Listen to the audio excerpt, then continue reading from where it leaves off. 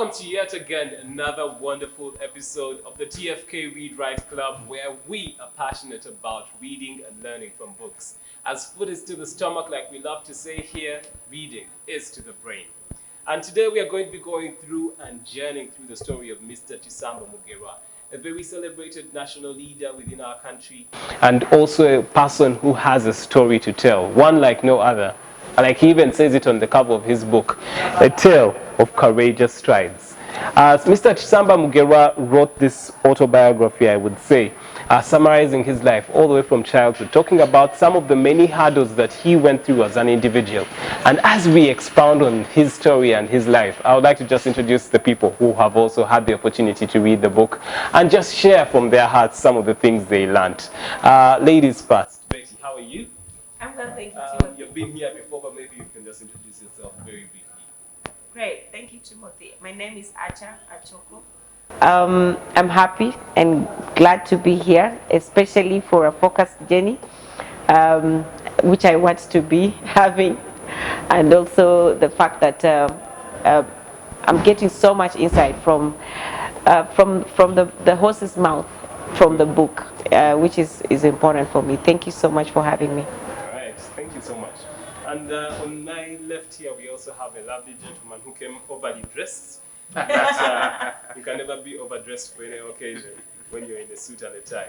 Yes. If you don't mind introducing yourself briefly. Thank you, Timothy. My name is Frank Kabushenga, and I was privileged to get the opportunity to publish this book.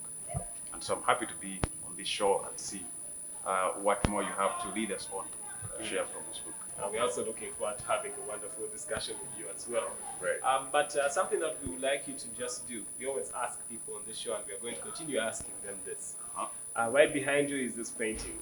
What stands out for you when you look at this painting, and what does it represent for you?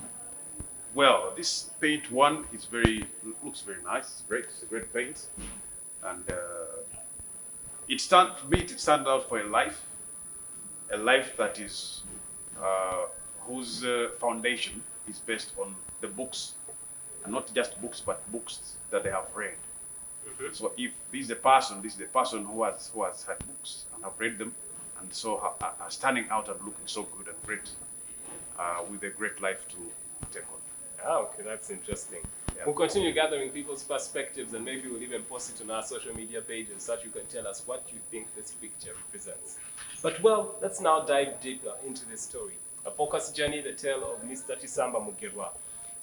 Mr. Kisamba Mugerwa is the former chairperson of the National Planning Authority from 2008 up to 2018.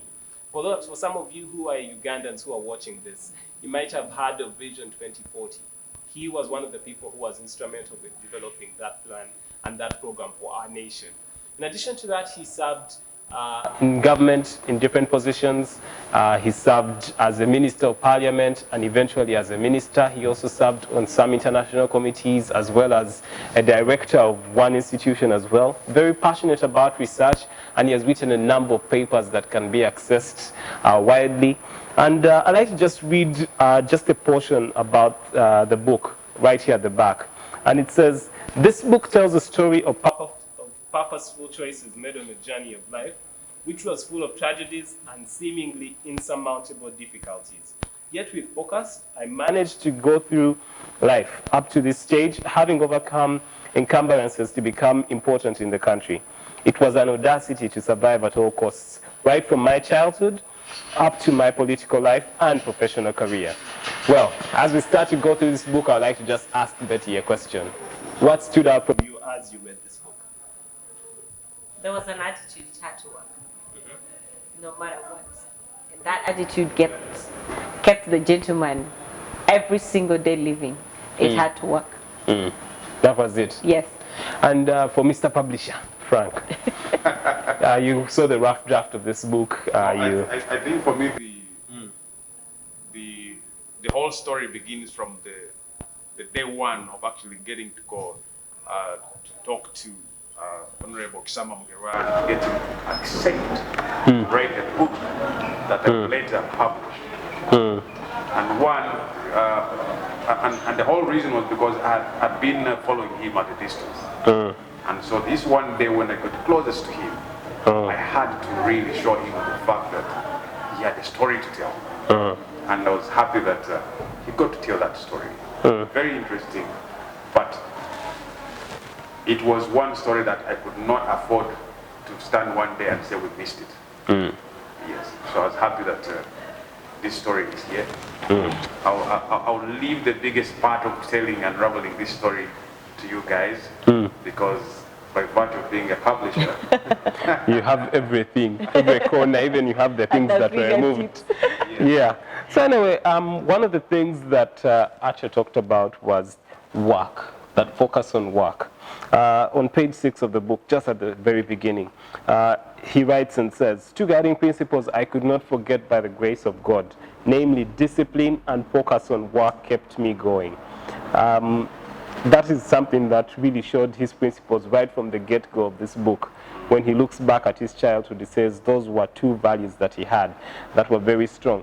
And he also talks a lot about community and helping him in growing up, because on page 7 he says, the elders in our community always demanded discipline and hard work. And this holds true to something that happened later on in the book. And I'd like to just ask you, Betty, what were your thoughts of how he disciplined his children with the time in the store when they ate all the food that was supposed to probably last them about a week? I was actually shocked that he didn't spank them. Because, I mean, then I'm thinking a traditional father should be pew, pew, pew, some spanks and some sticks and whatever. But he gave them something that they would never forget. And that was getting them to understand that they are fully fledged masters of their own, and they had to take care of everything that is surrounding them. And this is what he did. He wrote a note on right at the door, and he said, self-control and self-responsibility. That meant that every time a child entered that store, you must know that you're self-controlling yourself and self-responsible for yourself. I'm not going to police you around. So yeah, I think that was very, very fundamental compared to if the kids were spanked or caned or something. Maybe I would just rub off the cane and move on. But now, every time I enter the store, I see what I'm supposed to be to myself. And that is more tormenting than the beating. So yeah, that discipline was very important. And you see, what you get the parent concerned with that is that most parents think that you had better beat this child and beat sense into them. That's African child for you. That's the African mentality. So, but there is a better way to do it. And I think what he did was very, very important. Yeah. But you know, some of Because these now values actually stem from growing up, because one of the things he talked about his mother, just going all the way back to the start of the book, he talks about his mother and how she brought him up. And on page 10, he says what she said. Trust was her only measure of bringing us up. And she trusted me with even money, and I learned to use money sparingly, specifically for our benefits. But that single statement, trust was her only measure of bringing us up. That really showed how much of an impact that the upbringing had on how he became a father in Yeah, because you see, it's not just for that time. It is for as long as he lived. That was a value that he held. And the same to his children. That if I beat them, then they may just forget about it. But if I put it in them, it will carry them on until they pass it on to their own children. Then what would you say about the part where he led a strike in school? which happens the moment he becomes the center of the strike, and he actually says it in his words, page 27, clear as day. The man who is disciplining his children without raising a hand says, I once led a strike at school when we hardly had any qualified teachers in Bishop Senior Secondary School, Mukono. Most of the teachers were senior 6 leavers, and we had no graduate teacher with the exception of the headmaster. When I read this, I was like, okay. Was it the passion of education that made him say, we can't stand for this? Is this the same one who is brought up with the values of respect and Christian values, who is then leading a strike? I think if you ask me, it goes back to what I said. It had to work. For him, the qualified teacher, for him to work, he had to have that teacher. So if there was anyone who's going to stand on his way, he will want to do whatever it has to do to get the teacher be there. And you remember the strike was about a gentleman who didn't want to leave the house, The and, house, and for eventually the they teachers chased to him come out. and live there, and yet the teachers are going to benefit them. Say, Yeah. no, this is our life you're dealing with. This is our education you're joking with. So we won't let you sabotage this. So if it has to get you out of the way, we will. So yeah, it had to work. Yeah. At whatever. That also tells you that he knew his rights. Yes. And so it's not just enough for you to be respectful and be groomed to respect others, but you need to know when you need to stand up for your rights. Yeah. And, Talking about rights, you're actually bringing me to the next part. One of the things that happened that many of the people who were young were not aware of, the racism that existed in Uganda, in the education system. Page 38, he talks about it, where he says, you'll forgive me for reading this portion, but I think it's key. At Colorado Secondary School, however, I came face to face with racism, meted against Africans by Indians in 1966. The school population was predominantly made up of Indians. Racial segregation was overtly exercised against Ugandans. The Indian teachers would squeeze 3 or 4 blacks on one desk of 2 people and allow 2 Indian girls to sit alone on a desk of 4 people. And one day he was overcome by emotion, and he says this: I forcefully sat with an Indian girl. She reported me to the school administration, and I was suspended for 2 weeks. I could not settle until the matter was drawn to the attention of the Ministry of Education, and which intervened, and then he resumed his studies. That is someone who really has a fight in him. It's what it should be. Yes, I agree. But you see,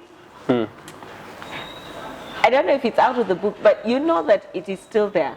I have worked with an Indian company before, and there's specific things that are only for Indians. Those cups are only for Indians. That dining is only for Indians. That whatever is only for Indians. So it's still there. So yeah, until you actually. So one day I actually rebelled and said, I'm going to use the cup. So I wanted to know what will happen next, and nothing happened. And you're here with us. continue the next So I continued using the cup. I became so they began to call me that. They didn't call me Indian, but they called me the Muzungu girl who uses Indian cups. And you can imagine it is the blacks who are calling that way, not even the Indians. Yeah. So yeah. Yeah, you get to miss a lot of opportunities that that are outrightly yours if you don't realize your rights, and especially at that point when they're being infringed upon, deliberately. So if you have anything you can do, you better do it. Yeah, that's very true. One of the things that I think that really led him to have a value for what he was getting and his education, I think, is the fact that he actually had to work for his school fees and his upkeep in the school. On page 26, they talked about him brewing and distilling waraji in Komamboga, Tonto, along with other petty work. Let me just read it as it is. Distilling waraji for trade at Komamboga and brewing Tonto at Nantabulirwa, along with other petty work, became part of the struggle to continue with my secondary education. Those activities earned me financial independence and protected me from begging from school fees from my relatives. Such a statement really shows a value of the work and the work ethic that he had from a childhood. Remember what he talked about in the beginning, and also what you hinted on. It really comes out within here when I now understand why he led that strike. It's clear as night and day. Like, man, I'm working. I'm working. Just so you know. And then I come, I pay my fees, then I sit on a desk of 4 people while these 2 are seated there. Of course he had to fight. But I also see the value of him looking at work as not suffering, but getting what you don't have. Like, you know, if I have to distill the waraji to acquire the education, I will.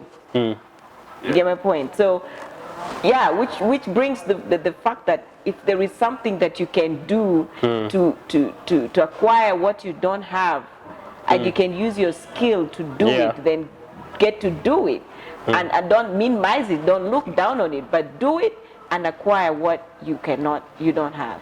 That's very true. And see, I can imagine, Timothy, if a teenager was reading this story, I know. they would literally look at someone who was suffering. Exactly. And even the parents, Yeah. those very parents who suffered in that Yes, time, yes, would yes. not want their Their child child to do to be that. still worried. True. But the challenge I would want to put to the parents is that what is it that you can do within the current times that will get your child to love and grasp the art and attitude of work Work, yes. and working really hard and draining yourself because of where you want to be in future. And when you talk about that, it just really comes now back to his journey.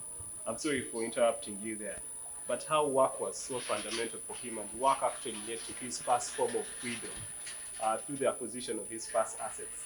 This is one of the things that I want us to just go to page 34 to just show you how they had come up in poverty and how they grew out of poverty to the level that they came to. He said on page 34, on receiving my first salary from teaching, I listed for my budget on the priority was a mattress, a blanket, and a pair of bed sheets. Those are the top three priorities the guy had. Yes. He had grown up as a child. Basics of up life. to this point, the basics of life. There's no bread, no sugar. No bread, no sugar, no radio, anything. He had been using his mother's gomesi all this while. That's a I'm funny just one. thinking. But also the thing I liked with him was also the ambition that he had, where he said that I was able to build myself to build a 20 corrugated iron sheet house at Komamboga for myself in my mother's compound. This accomplishment brought my mother great joy. I had a sense of fulfillment and independence, and I realized the importance of being educated. I think that is just an amazing element. And also the element of economic liberation that having your own house has. Yes. I don't know what you guys would say about I mean, that. the independence of the fact that I'm going to open my own door and close it. I'm not going to disturb my mom at a point T. But also, it comes with growth. The joy of the mother looking at his son able to build a house. She sees growth. She sees someone becoming a man, transforming to a position where they can think for themselves, to own a house. That was a beautiful thing. And every mother wishes that for their son. That's right. Yeah. That's Talk very about the independence. You see, every year we celebrate independence. Yeah. But he brings it down here now to an individualistic Independence, yes. independence. Yeah. It's not enough to know that, in 19... Or whatever, we had 62, independence. we got independence, we became our own country, then on this day, but at an individual level, what independence do you celebrate? Yeah. The independence of mind, the independence of governance and leadership.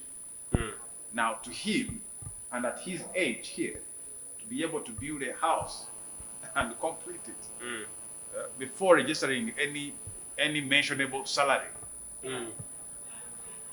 is a great example to set for anybody. Very commendable. And one of the things that still shocked me is, even though after he had gotten the mattress and the bed, by the time he was at university, he had never used a fork. Page 43. I soon started enjoying the fairy tale lifestyle associated with Makerere University of the time, keywords. The pass came with the food served to students, coupled with accompanying unfamiliar cutlery. I had never eaten rice using a fork. That statement really just shows. Now, how do you touch these things with? How do you use these things? They have holes.